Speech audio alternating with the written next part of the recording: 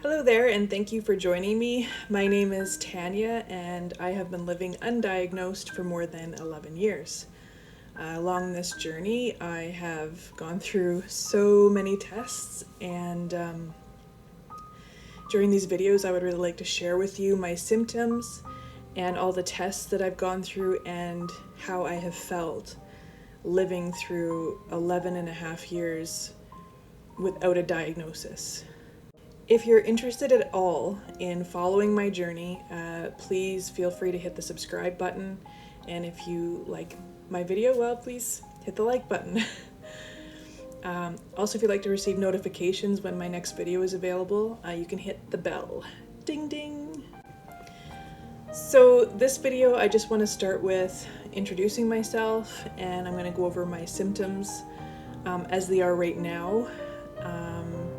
And then the videos to come, I'll kind of go back to the beginning and tell you how it all started, how it progressed, and all the tests I've been through, and what diagnoses I have received. Again, I'm not 100% fully diagnosed yet. I'm still digging. So just a shout out to the Facebook group that is called Undiagnosed. I have been a part of this group for, I'm guessing, about a year, if not more. The people in there have been so supportive and so helpful, and just a shout out to you. Stay strong, don't give up. Someday you will find your answers. Another shout out to the Chiari Facebook groups. There are so many that I probably can't list them all off the top of my head. But I know that you've also had your struggles, and sometimes it can be very difficult to get that firm diagnosis. That is probably one of the most stressful parts about all of this, is not knowing. Is when you don't know what it is, how do you deal with it? How do you continue on in life? Okay, so a bit about me. I'm married. I have 2 boys, both of them in hockey. So yes, I am a hockey mom, and that's what happens when you live in Canada. You give birth to hockey players. Yes. I also work full-time in the steel manufacturing industry. I've been there for more than 15 years, and I'm currently a production planner. I'm also a writer. I have been writing for pretty much as long, if not longer, than what I've had this unknown disease for. This year I started my self-publishing journey, and I've published a crime thriller series called the Red Crime Thriller series.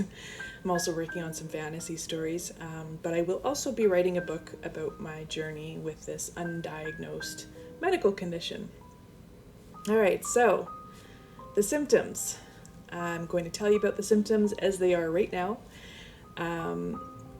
The daily symptoms that are kind of steady and they never really go away. My memory slips. I forget very simple things, short-term stuff. A conversation I had last week where I put stuff, I lose things all the time. It seems to be getting worse. A squirrel just jumped across the roof of the house across the street from me, so that was a great distraction. Okay, so also is extreme fatigue. I'm exhausted all the time. I have a really hard time staying energetic and focused no matter how long I sleep. I have to get at least 8 to 9 hours of sleep at night for me to just be able to function in my normal. There isn't really a normal. I cannot exercise. It is impossible for me to exercise. Every time I do, I have these episodes, which I'll get into shortly. I can't clean my house very well. If I do, it puts me right into an episode. So I have to gauge my time and do one thing at a time and one thing a day. I can't load my washing machine because I have to bend down, and that causes problems. I can't weed my garden because I get frozen in time, which I'll explain. Last week I was cleaning my microwave, and after cleaning a microwave I was stuck in bed for the rest of the night. So it's been very challenging. I also can't push the lawnmower, which I guess that's not a terrible thing. Good thing I have boys in the house to do it for me. Also going up and down the stairs, I get head rushes. Any kind of movement, extreme movement, there are days when I get head rushes. Now there is something that's been helping me with that, but I will get into that in another video. Okay, so the more severe symptoms. These episodes, you might be more comfortable calling it an event. I know a lot of the medical professionals do call it an event. Starts like, it looks like a seizure or a stroke.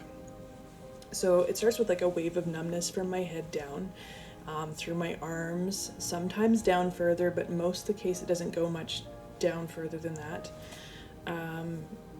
I slur my speech, I stutter, and sometimes I lose my speech altogether. I can get clamped muscles, in my hand especially. So my left hand, it kind of goes like this and it pulls my hand in like this, and then I end up getting tight muscles all the way down to the point of getting pain from it being so tight. And it takes a really long time to recover that. It also happens in my neck. So just on the left side, for whatever reason, it tends to tighten and it kind of pulls my neck this way, so my head is stuck to the left. Now if somebody comes along and pushes on my head, they cannot easily push my head back up. They actually have to come in behind me, massage my neck, and it helps loosen the muscle and helps me move a little bit. And of course after that, okay, first it was a squirrel and now it's a bunny rabbit, and I'm not lying. That's crazy. My dog's probably out back going crazy right now. Anyways, so aside from my neck and my muscle tension, also my right hand, my right arm tends to have tremors. And I get this thing called that we call piano hands. So my fingers kind of go like this constantly and I can't stop them. It's really creepy. But then if I try to lift my hand, it goes, kind of shakes a little bit worse. Right, it's really crazy. Now, when this stuff kind of happens, I tend to need to go and lie down. So I need help standing. Sometimes I can't even push my own weight up with my legs. I need help standing and walking to the bedroom. Now, sometimes I can walk a little bit with some help. Other times I have to slide my leg across because I can't even lift my foot. And sometimes someone has to come up behind me and kind of shimmy my foot along because I can't move it at all. Now imagine that happening when you're in the basement and you need to come upstairs to lay down. It's very challenging for my partner to help me up the stairs, but he's been the most supportive husband ever, and yeah, I wouldn't trade him for anybody. So one of the most recent developments within the last, I'd say 2 years, is an episode I call freezing in time, or feeling of being frozen in time. And this is when I could be doing anything. I could be kneeling, I could be standing, I could be sitting even, it's happened. I could be typing at the keyboard. It happened to me once at work and my hands were stuck hovering over the keyboard. So I can move my eyes. I can look sometimes back and forth very slowly. I can hear, I can understand what's going on around me, but I cannot move anything. I can't move my mouth. I can't move my neck to look. I can't move my arms, my legs. It's just like you're paused. It's like somebody hit pause on a VHS. Okay, maybe not a VHS, but DVD, Blu-ray, whatever. It's like somebody's hitting pause on me. Sometimes that comes along with some distancing, so feeling like I'm watching myself, like an outer body experience type thing. It's pretty creepy. I was stuck once for about 30 minutes standing in the same place. Now to get out of this, really, it doesn't take much. It just takes somebody to come over to me and to, touch me, to put their arm around me, to try to support my weight. Yeah, they just basically have to help me move my arms again, and slowly I kind of come back to reality and back to myself, but very slow. And then again, gotta go lay down again, back to spending my evening in bed. Right, so this is probably the most severe of my symptoms. It didn't start like this, it progressed over the last 11 years.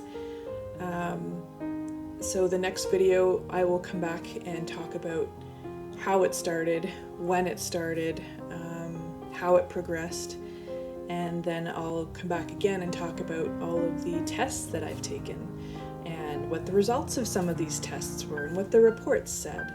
I promise I will never mention any medical professional's name out of respect for their privacy. Thank you so much for watching. This is only video 1. There will be more videos coming. I can't promise how far apart the videos will be. I'm hoping for 1 week apart, but it might be further depending on, you know, my schedule. I do have kids, I do have a job, I do have a writing career on top of that, and my health condition, you know, it comes and goes with when I'm able to do anything. You know, these episodes can happen daily. Most of the time it's daily. Sometimes I get a break, but it's not very much, not very often. So, on your way out, don't forget to hit subscribe, and I will see you as soon as I can. Have a great day.